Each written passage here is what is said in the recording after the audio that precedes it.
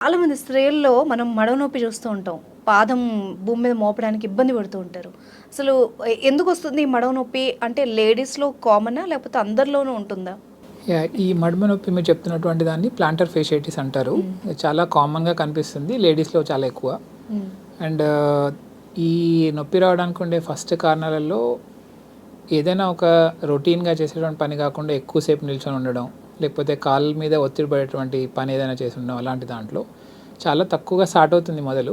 దాని తర్వాత కొంచెం కొంచెంగా పెరుగుతూ వస్తుంది. ఆ పెరిగిన తర్వాత పొద్దున్న లేసిన వెంటనే గానీ, చాలాసేపు కూర్చొని లేసిన వెంటనే గానీ, మొదటి అడుగులు వేయడానికి బాగా కష్టంగా ఉంటుంది. కొద్ది దూరం నడిచిన తర్వాత మళ్ళీ ఫ్రీ అవుతుంది. అలా మొదలై దాన్ని ఇగ్నోర్ చేస్తూ వస్తూ ఉంటే ఇంకా కంటిన్యూస్‌గా రోజంతా నొప్పులు ఉండడం అలా అవుతుంది. ఓన్లీ మడమ వరకు మాత్రమే ఉంటుంది.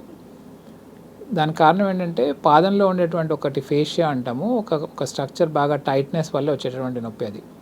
దానికి ఏం చేయాలి అంటే అది నరాలకు కానీ, ఎముకకు కానీ, కండరాలకు కానీ సంబంధించింది కాదు. సో పెద్దగా బాగా తీవ్రంగా ఆందోళన పడాల్సినటువంటి కండిషన్ కాదది. నొప్పి ఎక్కువ తక్కువ అవుతుందంతే. జనరల్‌గా ట్రీట్మెంట్ వైస్ చూస్తే మెత్తటి చెప్పులేసుకొని తిరగడం, హ్మ్.